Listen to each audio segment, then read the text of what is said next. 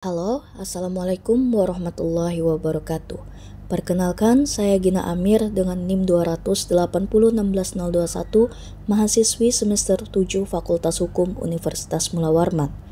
Di video kali ini, saya akan sedikit memaparkan mengenai hukum pers. Baik, langsung saja. Adapun istilah-istilah yang terdapat pada pasal 1 nomor 40 tahun 1999 tentang pers sebagai berikut. Dalam pasal 1, pers adalah lembaga sosial dan wahana komunikasi massa yang melaksanakan kegiatan jurnalistik, meliputi mencari, memperoleh, memiliki, menyimpan, mengolah, dan menyampaikan informasi, baik dalam bentuk tulisan, suara dan gambar, serta data dan grafik, maupun dalam bentuk lainnya, dengan menggunakan media cetak, media elektronik, dan segala jenis saluran yang tersedia. Dalam pasal 2, perusahaan pers adalah badan hukum Indonesia yang menyelenggarakan usaha pers, meliputi perusahaan media cetak, media elektronik, dan kantor berita, serta perusahaan media lainnya yang secara khusus menyelenggarakan,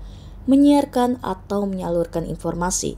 Dalam pasal 3, kantor berita adalah perusahaan pers yang melayani media cetak, media elektronik, atau media lainnya serta masyarakat umum dalam memperoleh informasi. Dalam pasal 4, wartawan adalah orang yang secara teratur melaksanakan kegiatan jurnalistik. Dalam pasal 5, organisasi pers adalah organisasi wartawan dan organisasi perusahaan pers. Dalam pasal 6, pers nasional adalah pers yang diselenggarakan oleh perusahaan pers Indonesia. Dalam pasal 7, pers asing adalah pers yang diselenggarakan oleh perusahaan pers asing. Dalam pasal 8, penyensoran adalah penghapusan secara paksa sebagian atau seluruh materi informasi yang akan diterbitkan atau disiarkan, atau tindakan teguran atau peringatan yang bersifat mengancam dari pihak manapun, dan atau kewajiban melapor serta memperoleh izin dari pihak berwajib dalam pelaksanaan kegiatan jurnalistik. Dalam pasal 9, pemberedalan atau pelarangan penyiaran adalah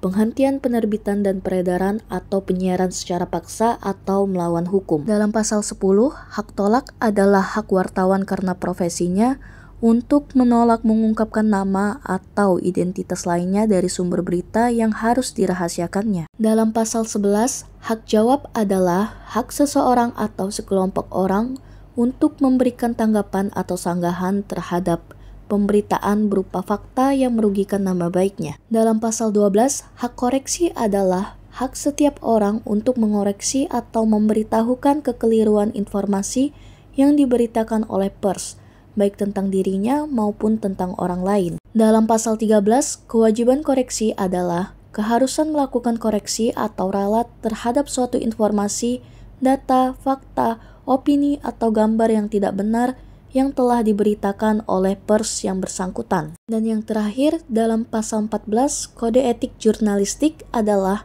himpunan etika profesi kewartawanan. Selanjutnya terdapat beberapa prinsip yang digunakan dalam hukum pers, yaitu sebagai berikut. Yang pertama, kebebasan pers.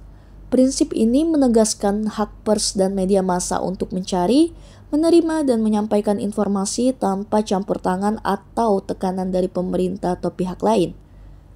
Kebebasan pers merupakan pijakan utama demokrasi dan penting untuk mengawasi kekuasaan, melaporkan fakta, serta memungkinkan masyarakat untuk membentuk pendapat yang informasional. Yang kedua, kebebasan ekspresi. Prinsip ini mencakup hak individu untuk menyampaikan pendapat dan ide tanpa takut diintimidasi atau dihukum.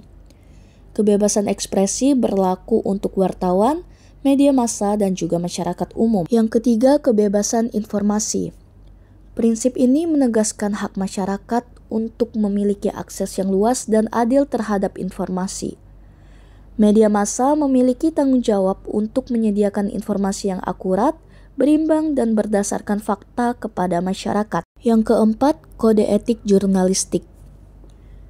Kode etik jurnalistik mengatur perilaku wartawan dan organisasi media.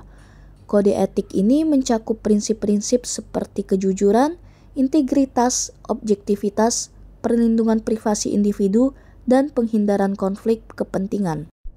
Yang kelima, pertanggungjawaban media. Prinsip ini menekankan tanggung jawab media dalam menyampaikan informasi yang akurat, memeriksa kebenaran berita, serta memberikan hak jawab kepada individu atau kelompok yang bersangkutan jika terjadi pelanggaran. Yang keenam, perlindungan privasi. Prinsip ini melibatkan keharusan melindungi privasi individu dan menghindari penyebaran informasi pribadi yang tidak relevan atau merugikan. Yang ketujuh, larangan fitnah dan pelanggaran. Prinsip ini melarang penyebaran informasi yang tidak benar, fitnah, atau memfitnah reputasi seseorang atau kelompok. Yang kedelapan, perlindungan kepentingan umum. Prinsip ini menegaskan bahwa kebebasan pers tidak boleh merugikan kepentingan umum atau membahayakan keamanan nasional. Ada batasan yang ditetapkan dalam mengungkapkan informasi tertentu demi melindungi kepentingan publik. Dan yang terakhir, ada prinsip transparansi dan akuntabilitas. Prinsip ini menekankan pentingnya transparansi dalam kegiatan media dan memastikan adanya mekanisme akuntabilitas jika terjadi pelanggaran hukum atau etika. Oke, selanjutnya ada 7 fungsi hukum pers, yaitu yang pertama melindungi kebebasan pers. Fungsi utama hukum pers adalah melindungi kebebasan pers sebagai hak fundamental individu dan sebagai penjaga demokrasi. Hukum pers memberikan perlindungan hukum terhadap campur tangan pemerintah atau pihak lain yang dapat menghalangi atau membatasi kebebasan pers. Yang kedua, menjaga keseimbangan antara kebebasan dan tanggung jawab.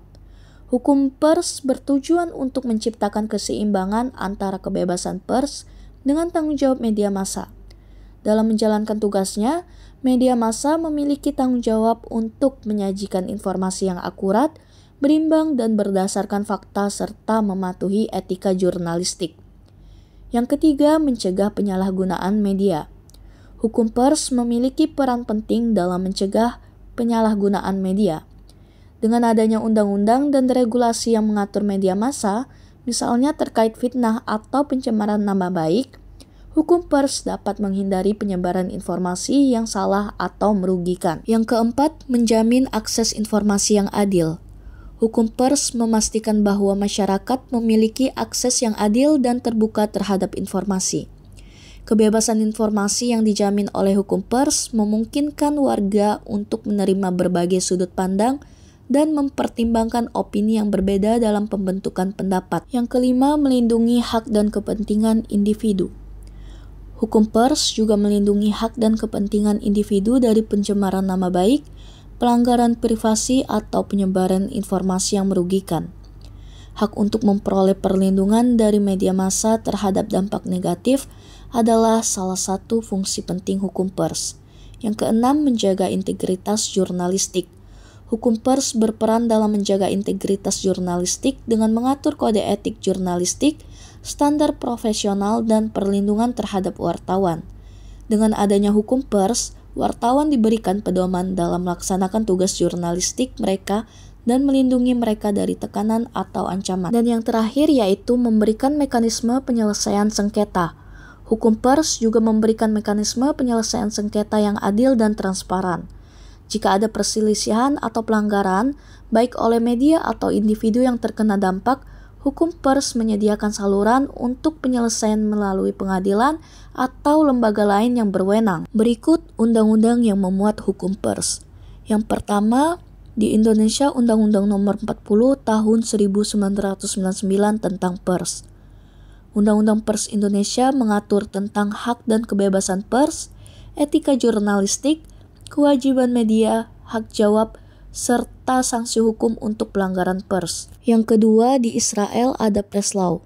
Undang-undang ini mengatur kegiatan media massa dan wartawan di Israel, termasuk kebebasan pers, tanggung jawab media, hak privasi, serta tuntutan hukum yang terkait dengan media massa. Yang ketiga, di Malaysia ada Press and Journalist Act. Undang-undang ini mengatur kegiatan media massa dan wartawan di Malaysia, termasuk izin penerbitan, kewajiban etika jurnalistik, perlindungan sumber berita, dan sanksi hukum. Dan terakhir, di Myanmar ada Media Law. Undang-undang ini mengatur kegiatan media massa dan wartawan di Myanmar, termasuk kebebasan pers, tanggung jawab media, hak privasi, serta sanksi hukum terkait. Sekian sedikit pemaparan dari saya. Wassalamualaikum warahmatullahi wabarakatuh. Terima kasih.